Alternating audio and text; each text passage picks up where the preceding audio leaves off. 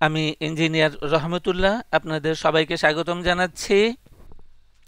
আমাদের আলোচনায় থাকছে এখন রিলায়েন্স ওয়ান মিউচুয়াল ফান্ড, যার সর্বশেষ ক্লোজিং প্রাইস হচ্ছে 17 টাকা 70 পয়সা। আমরা উইকলি টাইম ফ্রেমে আছি। আমরা এই চার্টে দেখি যে 2020 সালে একটা সিগনিফিক্যান্ট লো ছিল। সেই সিগনিফিক্যান্ট লো থেকে 5 ওয়েভ স্ট্রাকচার একটা তৈরি হয়েছিল। এখানে অর্থোডক্স টপ আছে। তাহলে আমরা বলেছিলাম বা আমাদের একটা ফিলোসফি হচ্ছে যে গোড়াতে যদি 5 ওয়েভ স্ট্রাকচার পাওয়া যায় তার ভবিষ্যৎ ভালো। আমরা এটা হলো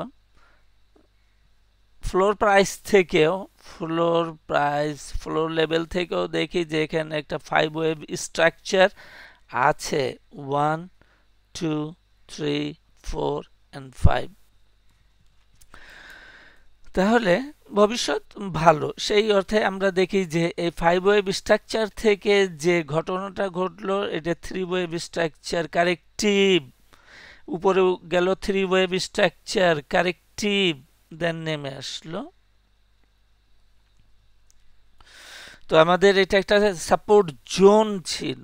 একটু আগে বলেছিলাম যে 5 ওয়েভ, এখানে 5 ওয়েভ স্ট্রাকচার আছে, দেন সরি এখানে দেন এবিসি ছিল, এ বি সি। তাহলে এই বি ওয়েভটাই এক সময় রেজিস্ট্যান্স ছিল, এখন সাপোর্ট। বি ওয়েভের রেজিস্ট্যান্স ওয়েভ বি ছিল, এটাই সাপোর্ট হিসাবে কাজ করছে। সাপোর্টের কাছাকাছি থেকে আমাদের প্রাইস উপরের দিকে চলমান আছে। সরি, এখন আমরা ডেইলি টাইম ফ্রেমে যাই। ডেইলি টাইম ফ্রেম থেকে দেখি যে আমাদের এই দিনে বলতে 2রা সেপ্টেম্বর 2025 এই তারিখে বড় একটা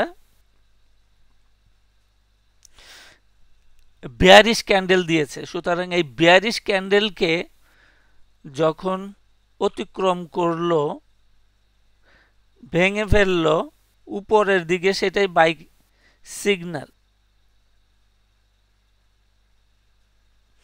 তাহলে আমাদের ভেঙেছে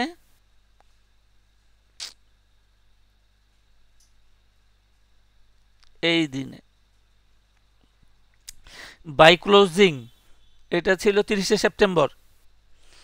তাহলে ক্যান্ডেলটা তৈরি করলো 2রা সেপ্টেম্বর এবং মাসের শেষের দিকে। There are lots of candle inside candle যত বেশি হবে ট্রেন্ড তত শক্তিশালী হয় সাধারণত। তাহলে আমরা এইদিকে একটা ব্রেকআউট পেলাম। তাহলে ব্রেকআউট হচ্ছে আমাদের বাই হইল। তাহলে যে ক্যান্ডেলে আমরা বাই সিগন্যালটা পাইলাম বা বাই করলাম, তার আগের ক্যান্ডেলটাই হচ্ছে, আগের ক্যান্ডেলের লোটাই হচ্ছে আমাদের স্টপ লস। তাহলে আমাদের স্টপ লস ছিল এই সমস্ত জায়গায়, সেটা হইল 14 টাকা 40 পয়সা।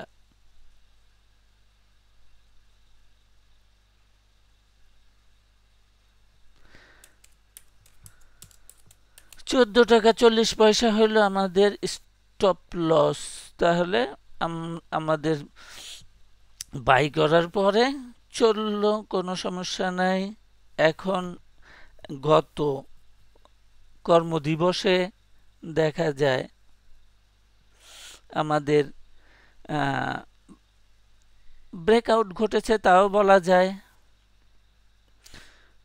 আবার এবিসিডিতে আমরা যদি দেখি, এখানে নামলো এ, উঠলো বি, আবার নামলো সি, এ বি সি, একটা সাইকেল কমপ্লিট হয়ে গেছে।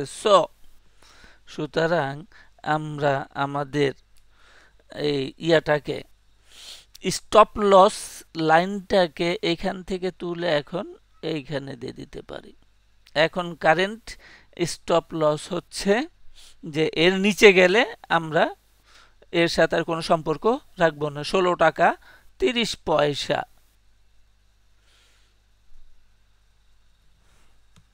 এটা হলো 16 টাকা 30 পয়সা বর্তমানে আমাদের স্টপ লস। এর নিচে বাই ক্লোজিং বেসিস 16 টাকা 30 পয়সার নিচে আসলে আমরা সেল করে ফেলবো।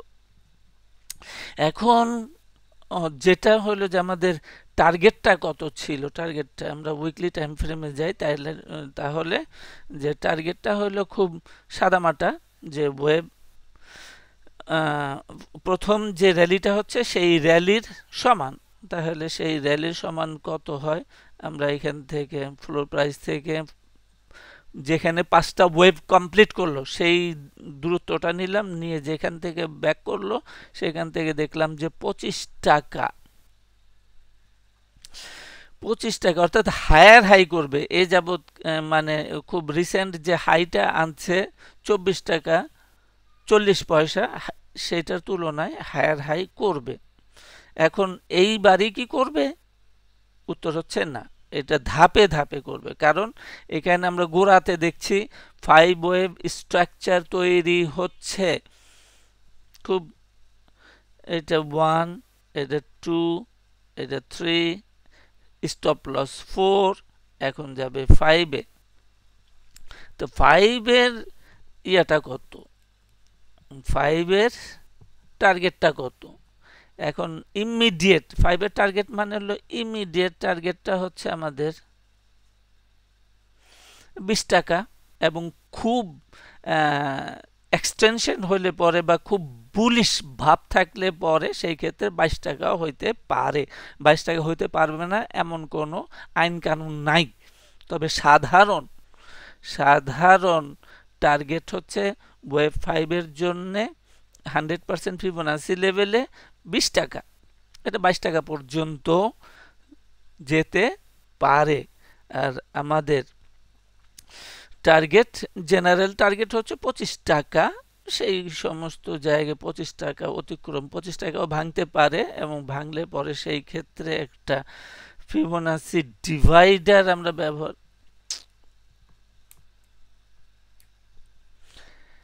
ফিবোনাসি, সেই ক্ষেত্রে দেখা যায় যে 50%, অর্থাৎ 100 এবং 138 এর মাঝামাঝি 50% লেভেলে 27 টাকা আছে, 27 টাকা পর্যন্ত চূড়ান্তভাবে যেতে পারে। তাহলে আমাদের টার্গেট হলো দুই রকমের, একটা হলো চূড়ান্ত টার্গেট কত, 27 টাকা, ইমিডিয়েট টার্গেট কত, ইমিডিয়েট টার্গেটের রেঞ্জ হচ্ছে জেনারেল 20 টাকা, এটা 22 টাকা পর্যন্ত 161.8% পর্যন্ত টেনে নিয়ে যেতে পারে, কোনো বাধা নাই। কিন্তু জেনারেল কমন সাধারণ যেটা অ্যাচিভেবল, ইজি অ্যাচিভেবল, সেটা হচ্ছে 20 টাকা। তো আজকে এই পর্যন্তই, সাথে থাকার জন্য সবাইকে